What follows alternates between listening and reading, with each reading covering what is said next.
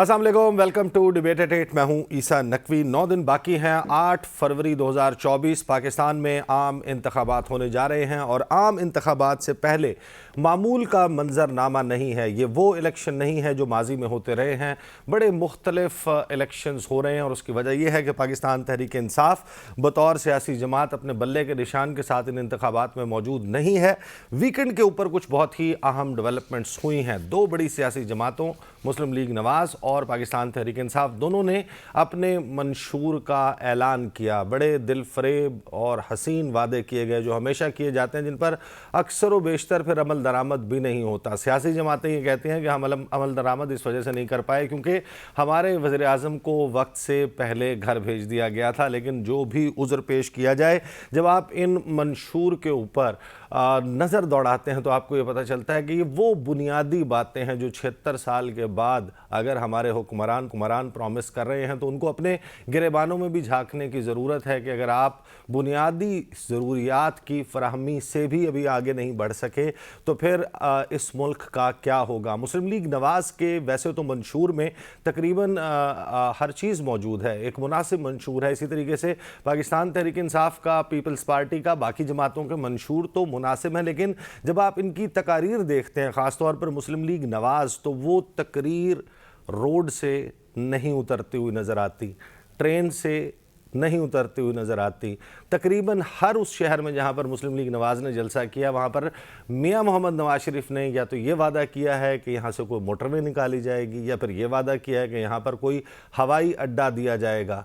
पाकिस्तान में जो national career है PIA, उसकी क्या सूरत हाल है, पाकिस्तान की एविएशन इंडस्ट्री इस वक्त कहाँ मौजूद है, और मियाँ साहब एक के बाद एक एयरपोर्ट बनाने का ऐलान करें। बहरहाल जो चाहे तेरा हुस्न करिश्मा साज करे, मियाँ साहब कुछ भी कर सकते हैं, कहीं से भी मोटरवे निकाल सकते हैं, लेकिन जो बुनियादी ज़रूरियात हैं, जो तालीम सेहत के मसाइल हैं, जो हायर एजुकेशन है, साइंटिफिक शोबे में तरक्की है या फिर इंडस्ट्रियल जोन्स का क़याम है, वो उनकी तकारीर में कम अज़ कम मिसिंग नज़र आता है। और इससे आपको पाकिस्तान के अवाम का माइंड सेट भी पता चलता है कि उनकी दिलचस्पी किस किस्म के मंसूबों में है, किससे वो एक सियासी जमात की तरफ अट्रैक्ट होते हैं। तो जाहिर है कि जिस चीज़ की तलब होती है फिर उस चीज़ की रसद भी होती है। लोगों को भी सोचना चाहिए कि उनके अंदर ये ख्वाहिश क्यों मौजूद नहीं है कि उनको सेहत के और तालीम के बेहतर मौके मिलें।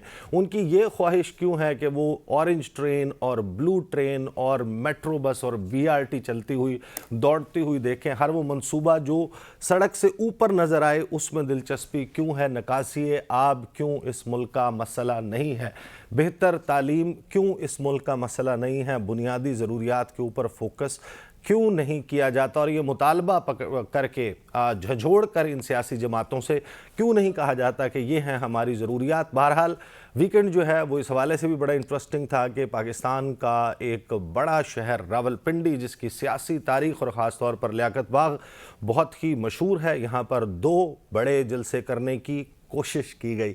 मुस्लिम लीग नवाज़ ने भी कोशिश की कि यहाँ पर जलसा करे और पाकिस्तान पीपल्स पार्टी ने भी। पाकिस्तान पीपल्स पार्टी का जलसा इस वजह से अहम था कि बिलावल भुट्टो ज़रदारी अपनी वालदा की शहादत के बाद, जो कि 27 दिसंबर 2007 को रावलपिंडी के लियाकत बाग में हुई, उसके बाद पहली मर्तबा यहाँ पर खिताब कर रहे थे। और होना तो ये चाहिए था कि बेनज़ीर के बेटे को देखने के लिए पूरा का पूरा रावलपिंडी उमड़ आता, देखता कि ये वो लड़का है जो कि उस शहीद मोहतरमा बेनज़ीर भुट्टो का बेटा है जिसने अपना आखिरी जलसा यहाँ पर किया था। लेकिन पाकिस्तान पीपल्स पार्टी के जलसे में शिरकत जो है वो बड़ी मायूस कुन थी। बिलावल भुट्टो ज़रदारी की तकरीर जानदार थी, लेकिन मजमा जो है वो किसी भी सूरत शानदार करार नहीं दिया जा सकता। और हैरान कुन तौर पर पाकिस्तान मुस्लिम लीग नवाज़, जो कि पंजाब की बड़ी सियासी जमात होने की दावेदार है, उनके साबिक वज़ीर आज़म और सदर शहबाज शरीफ साहब जब यहाँ पर पहुँचे तो आप अंदाज़ा लगा लीजिए कि रावलपिंडी डिवीज़न की मैं बात करूँ तो पाकिस्तान मुस्लिम लीग नवाज़ के इस्लामाबाद को भी अगर शामिल कर लिया जाए तो 35 कैंडिडेट्स हैं जो डायरेक्टली इलेक्शंस लड़ रहे हैं। मैं मखसूस नशिस्तों वालों की बात नहीं कर रहा। उसके बाद जो है वो अगर आप सिर्फ़ और सिर्फ रावलपिंडी और इस्लामाबाद के डायरेक्ट इलेक्शंस में लड़ने वाले कैंडिडेट्स की बात करें तो 21 तादाद बनती है, 30,000 की कैपेसिटी है। और कुछ लोग ये बताते हैं कि 5,000 से ज़ायद मजमा नहीं था, यानी 200 बंदा भी एक कैंडिडेट अगर नहीं ला सका मुस्लिम लीग नवाज़ का, तो फिर उनको भी सोचने की ज़रूरत है कि लोग उनकी तरफ माइल क्यों नज़र नहीं आते। कहीं ये वजह तो नहीं है कि मैदान में उनके हरीफ को जिस तरीके से निकाला गया तो लोगों का जोश व जज्बा ही ख़त्म हो गया। बहरहाल सियासी मंजरनामे के ऊपर और भी बहुत अहम खबरें थीं, जिस तरह आज नवाज शरीफ साहब ने जो है वो लाहौर में जलसा किया, लेकिन वादों का मरकज़ जो है वो वही नज़र आता है। फिर बड़ी हैरानकुन बात, एक बड़ा दिलचस्प बात हुई इन्हीं इलेक्शंस के हवाले से। बिलावल भुट्टो जरदारी साहब ने मियां मोहम्मद नवाज शरीफ को चैलेंज किया इस वीकेंड पर। उन्होंने कहा कि जितने भी महज़ब मुआशरे हैं वहाँ पर प्राइम मिनिस्टीरियल कैंडिडेट जो है वो बहस करते हैं, मुबाहिसा होता है, सदारती मुबाहिसे होते हैं। जो कैंडिडेट्स होते हैं वो अपना मंशूर बताते हैं, लोगों से कनेक्ट करते हैं। बिलावल भुट्टो जरदारी साहब के मनाजरे पर पहले तो मुस्लिम लीग नवाज़ की तरफ से कोई जवाब नहीं आया। फिर पाकिस्तान मुस्लिम लीग नवाज़ के सदर शहबाज शरीफ साहब ने एक बड़ा दिलचस्प बयान दिया, एक मशरूत तौर पर आमादगी का इजहार किया कि हम इस मनाजरे के लिए रेडी हैं। क्या कहा शहबाज शरीफ साहब ने, ज़रा सुनिए। मेहरबान ने कहा कि मैं नवाज शरीफ से मुनाजरा करना चाहता हूँ। मैं उसको कहना चाहता हूँ कि आप नवाज शरीफ को दावत दें, आपके सूबा का मुआयना करें, वहां पर मुनाजरा भी होगा, वहां पर मवाजना भी होगा। किसी को शेर से शिकायत है कि वो शेर शिकार नहीं कर रहा। 8 फरवरी आने वाली है, पता चल जाएगा, पता जाएगा कि शेर धाड़े मारेगा इंशाअल्लाह। शहबाज शरीफ साहब ने पहले तो मशरूत आमादगी का इजहार किया, फिर बिलावल भुट्टो जरदारी ने कहा कि हम राज़ी हैं, आप आएँ। खैरपुर की भी दावत दी, थर पारकर की भी दावत दी, कहा साथ में चोलिस्तान के साथ मुवाजना भी हो जाएगा कि आपने चोलिस्तान में क्या किया, हम आपको बताएंगे कि हमने थर पारकर में क्या किया। लेकिन फिर होता ये है कि शहबाज शरीफ साहब जो हैं वो इस मनाजरे के मशरूत आमादगी से भी पीछे हट जाते हैं। वो ये कहते हैं कि मनाजरे की क्या ज़रूरत है, नून लीग जो है उसके माजी गवाह है, उसके मंसूबे गवाह हैं।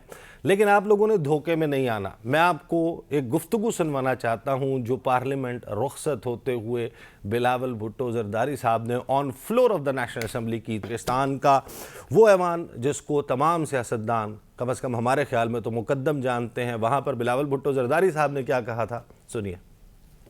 वक्त का जो हमारा सियासी यार है वो तो पाकिस्तान मुस्लिम लीग नवाज है।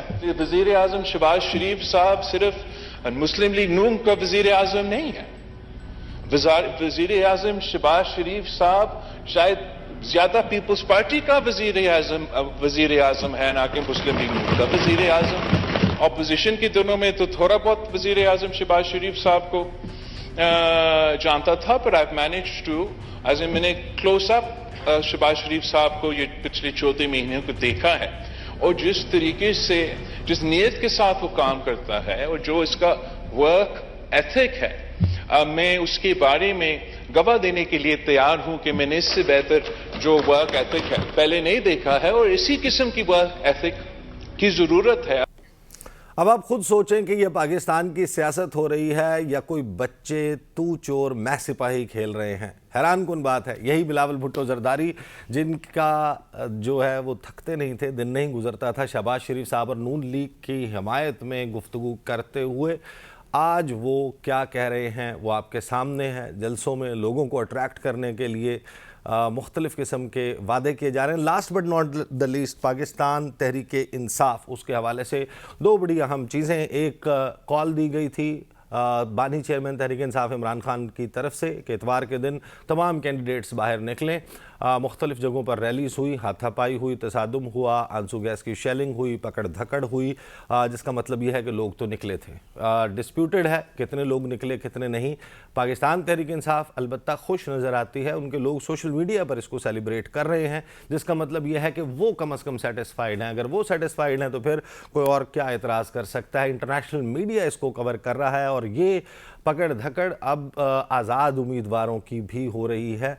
इससे पाकिस्तान में इलेक्शंस की साख पर क्या असर होगा इसका आप अंदाज़ा लगा सकते हैं। पाकिस्तान तहरीक इंसाफ ने अपने बैक्ड कैंडिडेट्स के हवाले से जो वेबसाइट्स लॉन्च की, पोर्टल्स लॉन्च किए, वो पाकिस्तान में एक्सेस नहीं हो रहे। पाकिस्तान तहरीक इंसाफ का इल्ज़ाम ये है कि PTA ने पाकिस्तान टेलीकम्युनिकेशन अथॉरिटी ने इनको ब्लॉक कर दिया है, जबकि इसके हवाले से कोई सरकारी वर्शन मौजूद नहीं है।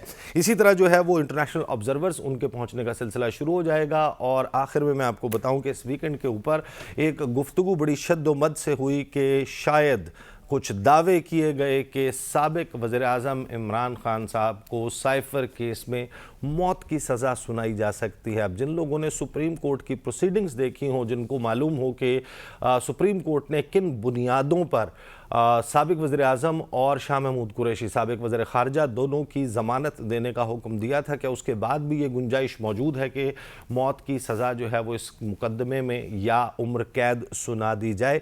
इस हवाले से गुफ्तगू जो है वो आज प्रोग्राम का हिस्सा होगी। मुझे अभी ब्रेक के बाद वापस आएंगे। बैरिस्टर शुएब रज़ाक साहब हमारे साथ माहिर कानून मौजूद होंगे। जनाब हमारे साथ मौजूद होंगे महमूद मौलवी साहब, प्रेसिडेंट हैं इस्तेहकाम पाकिस्तान पार्टी के। पाकिस्तान मुस्लिम लीग नवाज से हमें इख्तियार वली खान साहब, और पाकिस्तान पीपल्स पार्टी से फैसल करीम कुंडी साहब। ज़ाहिर है कि ये लोग अपनी इलेक्शन कैंपेन में भी मौजूद हैं, तो ये ड्यूरिंग द प्रोग्राम हमें ज्वाइन करेंगे। अब आपसे बात होती है आफ्टर द ब्रेक।